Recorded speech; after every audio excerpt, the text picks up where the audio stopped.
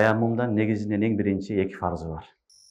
En birinci niyet, ikincisi az-zarba, zarbatan at-tayammum zarbatan, zarba lil vech ve zarba lil yedayn ma'al mirfaqayn. İkinci oşo toprakka kolunu urup, bir jolu betine sürtösün, ikinci jolu koluna sürtösün. Mına uşuntip tayammumda negizinde iki şartı var balдар. Farzı var. En birinci farzı bu niyet. Niyet kılbasan tayammum bolboydu. Taharatта балдар суда ниет шарт эмес. Себеби суу өзү таза нерсе. Ага тазалыкты чарпылыштын кереги жок. Зарынчылыгы жок. Таяммум тарат алганда ниет кылбай эле тарат ала берсең, таратың жарай берет. Бирок таяммумга келгенде андай эмес.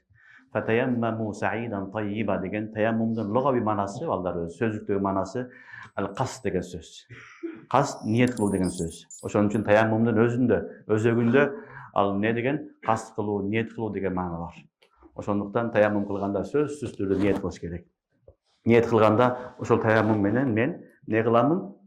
Намаз окуймун, ибадат кыламын, мешитке киремин, Куран окуймун. Кайсы нерсеге ниет кылсаң, ошол ниет кылып таяммум кыла бересиңер. Ушул таяммум болот. Эгер ниет кылбай эле топуракка колуңду уруп, бетиңе, колуңа сүртүп алсаң, ал таяммум болбойт. Tayammumdun en birinci farzı ne eken?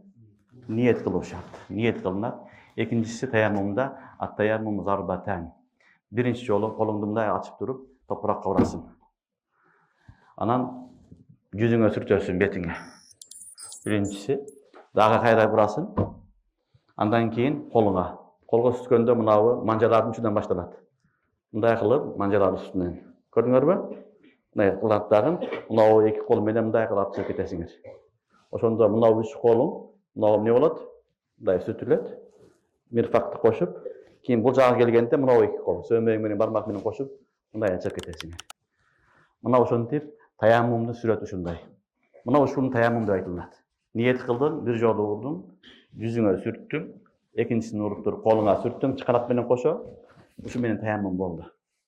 Ушул таяммум усулга да, хадаска да жарай берет. Дарасыздыкка дагы, усулга да жарай берет. Ököne teң бир эле таяммум кылынат. Түшүнүңөрбү? Мына ошону шариатта таяммум деп айтылат. Таяммум демек некен?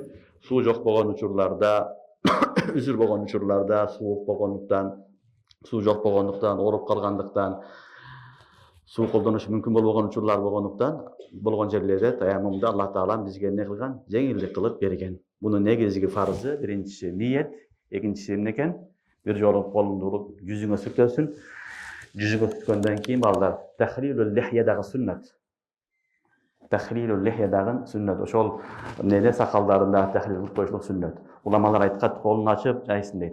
Колдун могу жерлерге дагы не болсун, чаңпан кире турган кылып, мындай кылып туруп, анан сүрсүн дейт. Түшүнүңөрбү? Бул таяммумдун негизги фарзы.